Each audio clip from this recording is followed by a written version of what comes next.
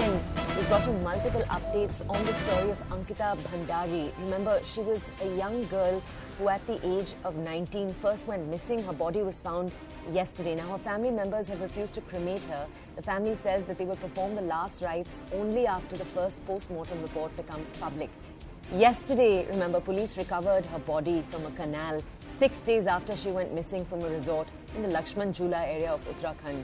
On Friday, the police had arrested Pul Kitaria. He's a resort owner and he's the son also of a former state minister, Vinod Arya. They said that he had allegedly confessed to pushing Ankita into the canal after the altercation.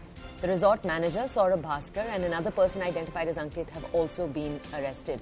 Very quickly, I want to show you what Ankita's brother had to say, then we'll connect with a colleague for more details. हमारा तो अभी ये request है कि जब तक report नहीं आ जाती फाइनल तब तक हम देह संस्कार नहीं करेंगे। मन में शंका है कि क्या पता असंतोषजनक निकले रिपोर्ट, तो हमें चाहिए कि रिपोर्ट निकल जाए, उसके बाद ही हम सारी चीज़ें करने वाले हैं। जो ये वहाँ पे होटल का जो मालिक है अंकित क्या है नाम इसका, जो भी नाम है, नाम मुझको ध्यान में इसका, कि वो कह रहा है कि कभी कह रहा है कि मौत इसकी फिसलने से हुई है, कभी कह रहा है कि इसकी मौत अपने आप डूबने से, नदी में डूबने से हुई है।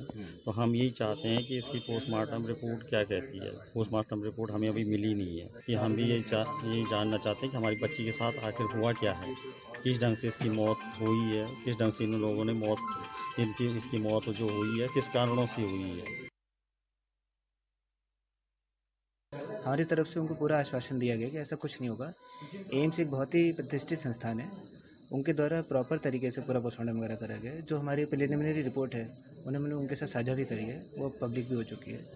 बाकी जो हमारी विधानसभा अध्यक्ष, माननीय अध्यक्ष हैं, उन्होंने भी उनको समझाने की बहुत कोशिश करी।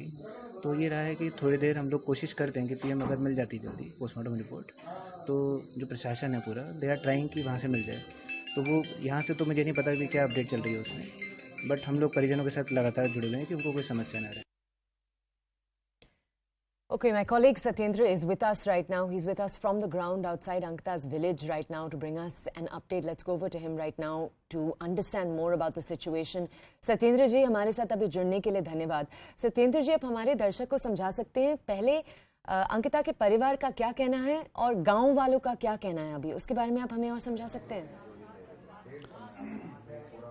बिल्कुल सोया, मैं आपको सीधे जो अंकिता के परिजन हैं उन्हीं से बात करके आपको देकर सुनाता हूँ कि उनका क्या मांग है और क्या वो चाह रहे हैं। सर, क्या नाम आप लिखते हैं? मैं MS राणा, अंकिता का मौसा जी हूँ।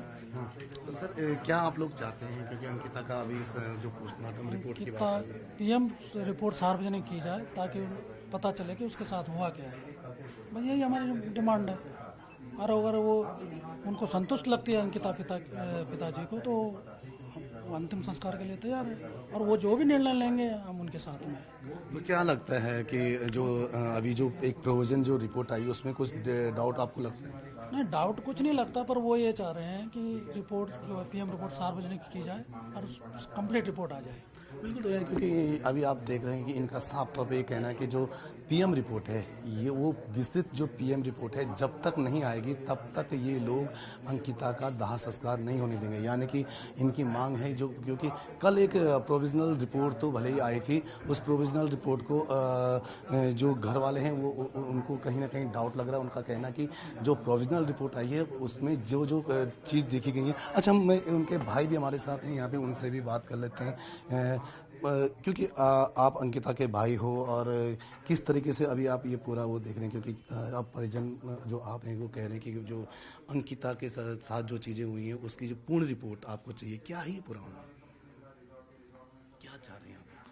बस यही चाह रहे हैं हम। मैं बार बार बोल चुका हूँ कि जब तक PM रिपोर्ट फाइनल नहीं हो जाती है तब तक हम अंतिम संस्कार नहीं करने वाले हैं। अच्छा, क्योंकि आप अंकिता के भाई, आपको कब पता चला ये इस पूरी स्थितियाँ? क्योंकि अंकिता इसी महीने बताया जा रहा है, इसी महीने वो पहली बार जॉब के लिए भी गई थी।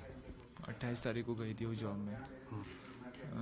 19 तारीख को मुझे पता लगा है, ये 19 सितंबर को पता लगा मेरे को कहीं से कि वो जॉब में भी नहीं है। वो कॉल भी नहीं उठा रही, स्विच ऑफ आ रहा है उसका। वो वहाँ पे भी नहीं है जहाँ पे वो काम करती थी। तो तब जाके मैंने घर में इन्फॉर्म किया और मैंने कहा कि वहाँ से निकलो जितना जल्दी हो सके ऋषिकेश के लिए। तो आप क्या करते हैं, आप कहाँ थे उस टाइम? मैं उस समय दिल्ली में जॉब करता हूँ। आप दिल्ली में थे? हाँ, सीए कर रहा हूँ। ठीक, फिर आप जब वहाँ ऋषिकेश पहुँचे तो किस तरह के हालात आप लोगों ने देखे, क्या था पूरा ये? आप जब पहुँचे क्या आपको लगा कि पटवारी का जो काम था वो सही नहीं था, आप लोगों को लगा? बिल्कुल भी सही नहीं था पटवारी का काम। तो फिर आप डीएम के पास गए?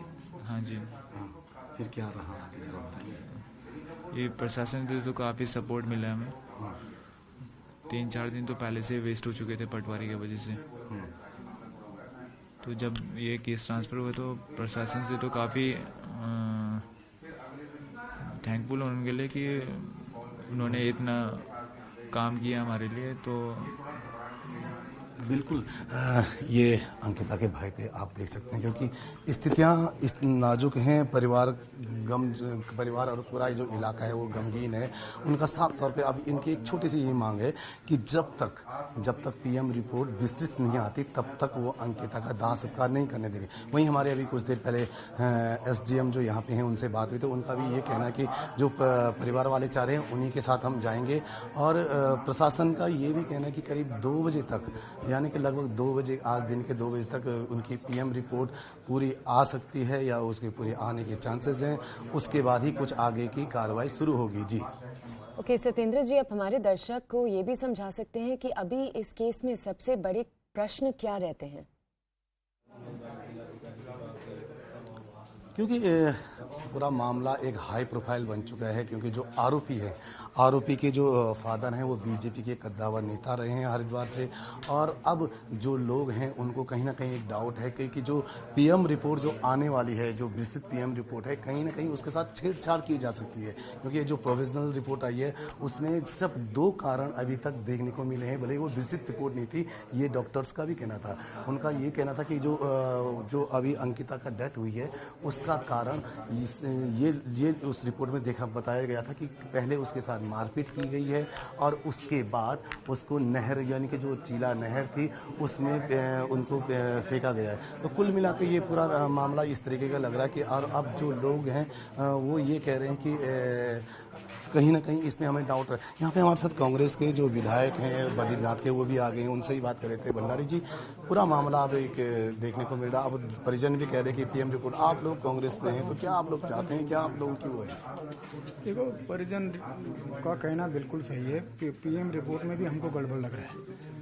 ऊंची हस्ती के लोग हैं, ऊंची पहुंच के लोग हैं, और जिस तरह से कल रात को रिजॉर्ट में आनन फानन में बुलडोजर चलाया गया, सारे साक्ष्य खत्म कर देंगे, कहीं न कहीं शक की सुइयां जा रही है। और पूरे लोग जो सड़कों पे उतरे हुए हैं, पहली बार उत्तराखंड में साथ जघन्य अपराध हुआ है। हम चाहते हैं कि इन अपराधियों को फास्ट ट्रैक कोर्ट पे सुनवाई हो और इनको मौत की सज़ा होनी चाहिए, इनकी फांसी की सज़ा होनी चाहिए और किसी भी सूरत में नहीं बख्शे जाने चाहिए। और जो विस्तृत रिपोर्ट है पीएम की, पोस्टमार्टम की, वो भी तत्काल लोगों को दी जानी चाहिए, तब जा करके दाह संस्कार हो पाएगा। बिल्कुल, ये बड़ा एक मांग आ रही है कि जो पीएम रिपोर्ट है, वो जो विस्तृत पीएम रिपोर्ट है उसको जल्द से जल्द सार्वजनिक किया जाए और उसके बाद ही आगे की कार्रवाई शुरू होगी। क्योंकि जो इसमें सबसे एक सवाल ये भी, आप जो स्थानीय लोग हैं या जो कांग्रेस के या जो परिजन हैं, वो एक सवाल ये भी उठा रहे हैं कि जो रिजॉर्ट है, जिस रिजॉर्ट में ये क्राइम हुआ है, यानी कि जिस रिजॉर्ट में अंकिता काम करती थी, उस रिजॉर्ट पे जिस तरीके से आगजनी की गई, जिस तरीके से उसे तोड़ा गया, उसमें भी अब लोग, यानी कि जो स्थानीय लोग हैं या वहाँ के जाके वो सवाल उठाने लगे हैं। ओके, ऑलराइट सत्येंद्र जी, इस जानकारी के लिए धन्यवाद। That's my colleague Johnny.